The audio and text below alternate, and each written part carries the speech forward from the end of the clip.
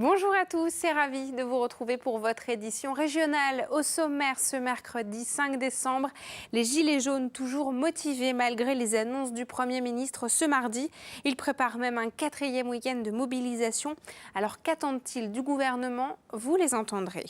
Ce mardi, on vous a présenté la voiture qui roule grâce au gaz naturel, le GNV. Aujourd'hui, nous vous parlons de la voiture qui roule à l'eau. Un Finistérien a développé ce concept. Nous vous expliquons le fonctionnement dans un instant. La question de l'énergie et du pouvoir d'achat, on le voit, est au cœur de l'actualité. Nous avons décidé de vous parler d'un bon plan pour payer moins cher votre énergie. Ce sera à découvrir à la fin de ce journal.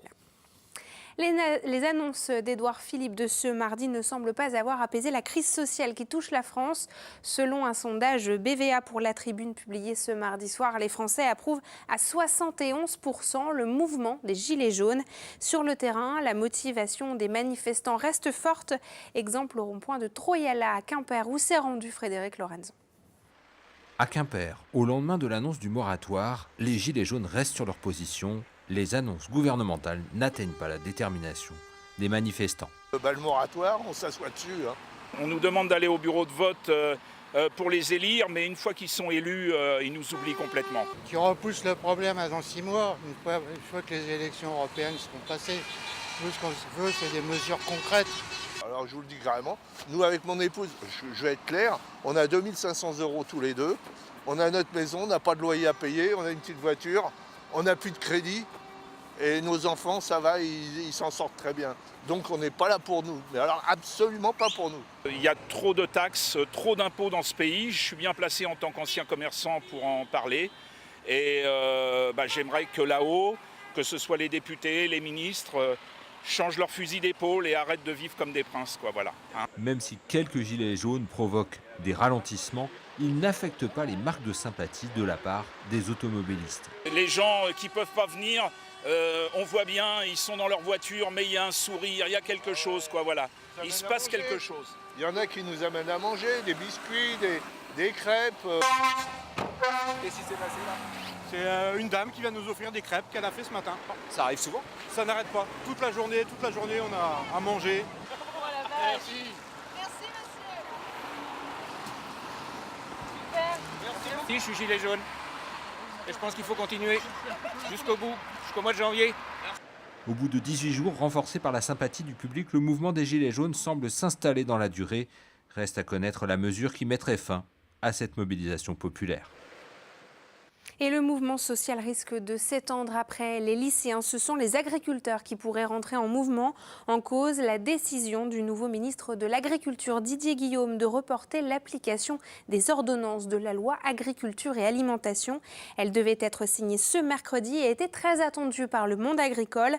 Un report de plusieurs semaines qui ne passe pas, d'autant que les négociations avec la grande distribution sur le prix des produits débutent. La présidente de la FNSEA appelle à une mobilisation dans les jours à venir, mobilisation qui sera suivie en Bretagne, comme nous l'explique Franck Guéhenec au micro de Fanny Cocognier. Je trouve que Macron ne tient pas ses promesses. Il avait promis un certain nombre de choses. Souvenez-vous, là, au discours de Rungis, en disant qu'il fallait redonner du poids aux producteurs et ramener de la valeur dans nos exploitations.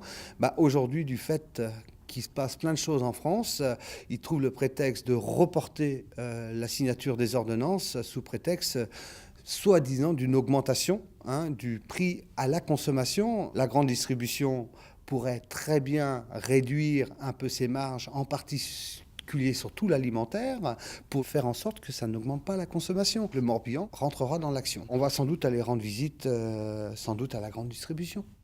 Et nous retrouvons à présent votre chronique La Bretagne en 5 infos, où il est toujours question de mobilisation sociale. La chronique est préparée aujourd'hui par Benjamin Bréant. Sortie de crise des carburants en vue en Bretagne après le déblocage des dépôts pétroliers de Brest et Lorient par les entrepreneurs de travaux publics mardi soir. Les camions citernes ont pu reprendre leur livraison et le retour à la normale a débuté ce mercredi. Ce qui ne veut pas dire que les Gilets jaunes, eux, lèvent le pied. Ils ont ainsi notamment bloqué l'accès au site Nokia de Lannion ce mercredi, obligeant les salariés à rentrer chez eux. De nouveaux rassemblements sont prévus samedi, en particulier à Brest. Des lycéens sont également descendus dans la rue ce mercredi comme à Saint-Brieuc et appellent à la mobilisation générale jeudi. Encore un rebondissement dans l'affaire Seznec. Un témoignage recueilli par RMC situe désormais à Houdan dans les Yvelines l'assassinat de Pierre Kemener par un garagiste avec lequel il avait un désaccord sur un véhicule. Le corps du conseiller général aurait ensuite été enterré dans une tombe abandonnée à Saint-Lubin de la Haye en Eure-et-Loire, selon une octogénaire, fille d'un homme qui aurait personnellement aidé à déplacer le corps. La thèse qui innocente donc Guillaume Seznec est jugée très crédible par son petit-fils Denis Leher Seznec. Attention toutefois, ce ne serait pas la première fois qu'une nouvelle piste n'aboutirait nulle part. Le corps d'un des 2 marins disparus dans le naufrage de l'Ophélie, mardi en baie de Saint-Brieuc, a finalement été retrouvé mardi soir. Les recherches de l'autre corps et de l'épave ont repris ce mercredi matin et la marche noire prévue a été annulée. Des sacs de coquilles devraient être mis en vente au profit des familles. C'est désormais officiel, la Brest Oceans, course autour du monde en solitaire sur maxi trimaran, ne partira pas fin 2019 comme initialement prévu. Les nombreuses casses et avaries survenues pendant la route du Rhum ne permettent pas aux skippers d'être prêts dans les temps. Enfin, ne cherchez plus les futures têtes d'affiche des charrues du bout du monde, elles sont sûrement au 40e Transmusical de Rennes qui débute ce mercredi. Plus de 80 concerts sont programmés à travers la ville d'ici dimanche et en plus, il reste des places. Et vous l'entendiez, la pénurie de carburant s'atténue dans la région, mais dans ce contexte de mobilisation sociale, nous avons choisi de vous présenter des alternatives au carburant. Après le GNV, ce mardi, aujourd'hui, voici le moteur à eau développé par un habitant du Helgoat. Frédéric Lorenzon a rencontré des automobilistes adeptes de ce système. Ronan possède un 4x4 qui n'a rien d'une voiture économe en carburant, et pourtant. Je faisais environ 750 km avec le plein avant d'arriver sur la réserve. Aujourd'hui, voilà, j'en suis entre 860 et 900 km. En moyenne, un gain de 20% de consommation de carburant grâce à un très léger changement sous le capot du véhicule. Hop. Donc voilà la petite installation qui se trouve ici. Laurent en fait m'a installé donc le matériel ça va faire 2 ans maintenant. Et ouais. Et il est largement amorti. L'inventeur de ce kit, c'est lui, Laurent Balthazar, un autodidacte qui a imaginé cette solution simple en 2010. Alors le principe du système, c'est d'injecter tout simplement de l'eau déminéralisée ou de l'eau de pluie. Donc on l'injecte, on remplit la petite bonbonne qu'on a ici, qu'on appelle bulleur. Ceci va augmenter la densité de l'air, va augmenter le couple au niveau du moteur, donc le rendement.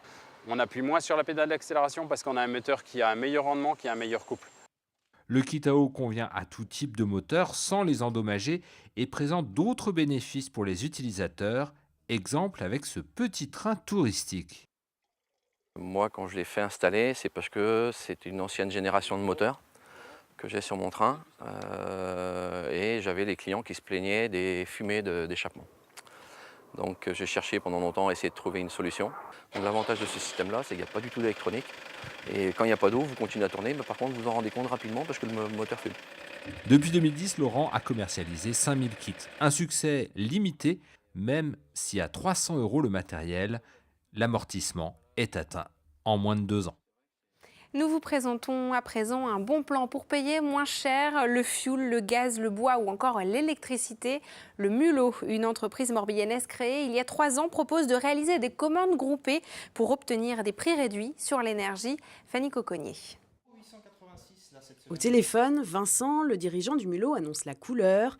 Les 1000 litres de fioul, sa plateforme les propose cette semaine-là près de 70 € moins cher que dans la grande distribution. Un foyer rural dépense 23% de plus sur son budget pour l'énergie qu'un foyer urbain. On a fait une plateforme numérique pour regrouper tout le rural, et passer des commandes ensemble. Donc c'est en quelque sorte une place de village numérique.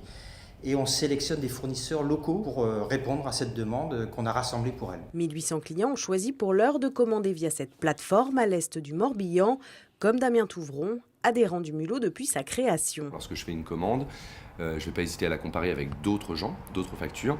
Et la comparaison, elle est évidente. C'est-à-dire que les commandes se font moi, généralement entre 500 et 1000 litres. Si on parle d'économie, on va estimer entre 10 et 20 centimes d'économie par litre. On fait le calcul assez rapidement, fois 1000, ça fait entre 100 et 200 € par commande de différence. Le calcul est vite fait. La clé de ces prix moins élevés, une structure légère basée sur le numérique et la commande en groupe. L'entreprise lancée à la Gacilly s'apprête à conquérir la Bretagne. Objectif, créer une dizaine de plateformes locales d'ici 2020 et les rendre accessibles au plus grand nombre. Notre objectif, c'est d'accompagner en fait les foyers ruraux dans la transition énergétique, mais aussi la transition numérique. On ne veut pas qu'il y ait d'exclus en fait dans cette transition, et en fait, on va offrir via une association de l'accompagnement pour répondre au téléphone, parce qu'il y a des gens qui n'aiment pas Internet, et leur permettre de participer activement en fait à cette transition numérique. Pour ce projet de développement, le Mulot veut s'appuyer chaque fois sur des fournisseurs locaux. L'intérêt, la confiance avec ses partenaires et pour ces derniers, l'amortissement de livraisons groupées sur un territoire. Ce mercredi, c'est la journée mondiale du bénévolat et le nombre de petites mains dans la région est estimé à 650 000. À Quimper, ce sont les jeunes bénévoles qui ont été récompensés par le 2e trophée Innovaction remis par France Bénévolat. Sophie Lecroisier a rencontré certains de ces jeunes et ils nous racontent leur engagement. Ces jeunes bénévoles brestoises ont entre 13 et 22 ans. Chaque semaine, elles encadrent des cours de gymnastique aux côtés d'une animatrice professionnelle. Pour cet engagement collectif, leur association s'est vue attribuer le trophée Innovaction ce mercredi à Quimper et un chèque de 200 €. Ça fait plaisir et au moins ça montre que le bénévole, c'est important pour faire marcher une association. Ça fait 10 ans que je suis bénévole, que j'entraîne. J'ai commencé la gym dans ce club à mes 5-6 ans, j'ai aujourd'hui 22 ans. À partir de ma 5e à 12-13 ans, j'ai commencé à transmettre aux plus jeunes ce qu'on m'avait appris. C'est une ambiance amicale parce qu'on se connaît toutes et on partage des bons moments aussi, on discute. Mes parents, ils n'étaient pas trop bénévoles, mais ils étaient sportifs, en tout cas pour ma mère. Moi, non, je voulais juste aider parce que ça me plaisait et que comme ça, je passais du temps encore plus avec les autres. Depuis 2017, les étudiants peuvent faire valoir leur engagement bénévole dans le cadre de leur cursus universitaire. Là encore, cette reconnaissance peut encourager les jeunes à donner de leur temps. Une association sans bénévoles aurait énormément de mal à fonctionner. Même de grosses associations ont 2-3 salariés et puis à côté de ça, il y a 100-200 bénévoles. En Bretagne, un habitant sur 4 est bénévole dans l'une des 70 000 associations en activité. Et c'est ainsi que l'on referme cette édition. Merci à vous de nous avoir suivis. On se retrouve demain à 19h pour un nouveau point sur l'actualité de votre région. Très belle soirée sur nos antennes. À demain.